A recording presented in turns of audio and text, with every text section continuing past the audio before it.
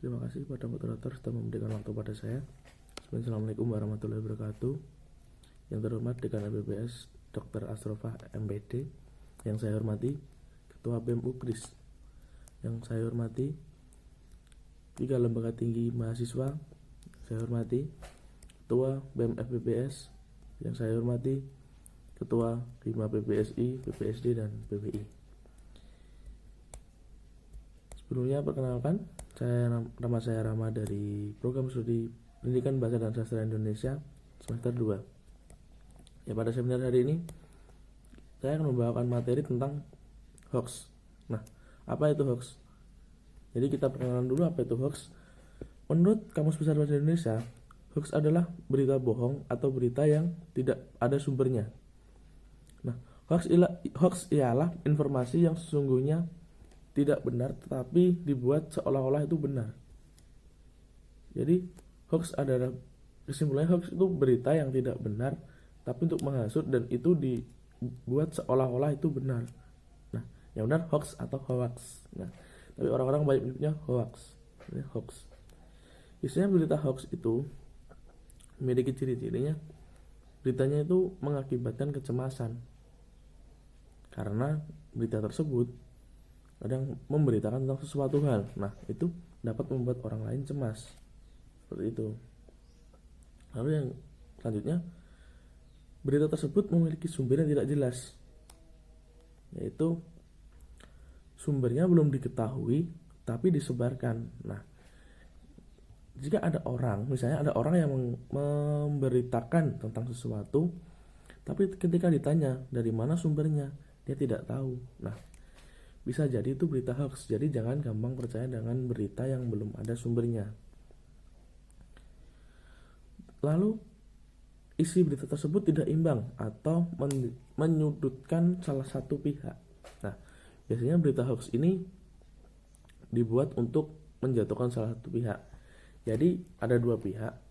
Nah, pihak yang pertama biasanya itu diuntungkan dengan disebutkan baik-baik saja. Jadi baik, semua kebaikannya disebutkan, tapi belum tentu itu baik, benar-benar baik atau tidak.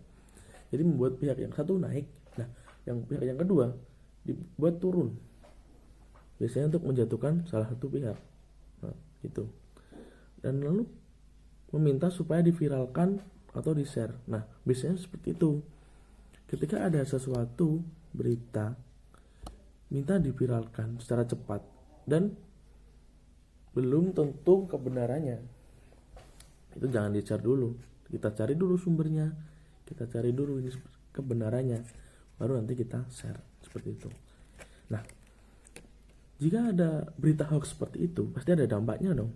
Nah, yang pertama dampaknya itu dapat menyita waktu, tenaga, dan kuota. Nah, jika berita itu, sekarang ada media internet ya, media elektronik lah, pasti menggunakan kuota. Nah, dengan berita itu kita mencari di internet. Apakah kita penasaran tentang suatu berita? Nah, kita cari di internet. Pasti memakan kuota. Nah, lalu makan waktu. Kita membaca karena itu kita scroll. Nah, setelah kita baca ternyata gak ada sumbernya. Maksudnya itu kebenarannya masih diragukan. Nah, itu berarti menyita waktu, tenaga juga untuk membaca dan juga kuota. Nah, dampak selanjutnya memicu perpecahan. Ya karena tadi ada satu pihak yang diuntungkan dan satu pihak dijatuhkan, karena itu bertujuan untuk memecah emang. Jadi nanti pendukung ini mereka bahagia, nah yang ke bawah pasti mereka merasa ini tidak benar dan menimbulkan perpecahan.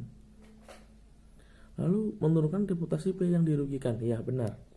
Jadi yang sebenarnya pihak ini tadi baik jadi turun. Nah, itu pasti reputasinya jelek.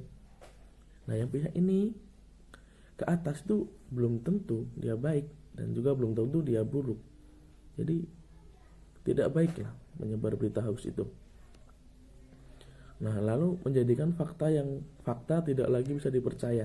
Ya, jadi menjadikan suatu fakta yang memang itu benar, tapi fakta tersebut menjadi sulit untuk dipercaya karena berita hoax tersebut. Ibaratnya begini, ada berita asli atau fakta itu tidak terlalu ramai. Nah, Sedangkan ada berita hoax yang sangat ramai. Nanti yang dipercaya pasti yang berita hoax. Gitu. Jadi berita hoax itu dibumbui supaya apa? Supaya peminat. Nah, yang ini faktanya itu tadi itu sulit sulit dipercaya karena sudah percaya dengan berita hoax yang ramai tadi, yang viral tadi, seperti itu. Nah, penyebaran berita hoax ada pasalnya, yaitu UU ITE, Undang-Undang ITE pasal 28 ayat 1. Setiap orang yang sengaja dan tanpa hak menyebarkan berita bohong atau menyesatkan yang mengakibatkan kerugian konsumen dalam transaksi elektronik dipidana paling lama penjara 6 tahun atau denda paling banyak sebanyak 1 miliar. Nah, itu. Jadi jangan sembarangan menyebarkan berita hoax karena itu ada undang-undangnya. Jika ingin menyebarkan berita, kita cari dulu kebenarannya. Lalu nanti kita sebarkan berita tersebut untuk semua orang. Nah, tapi harus ada sumbernya. Terima kasih. Wassalamualaikum warahmatullahi wabarakatuh.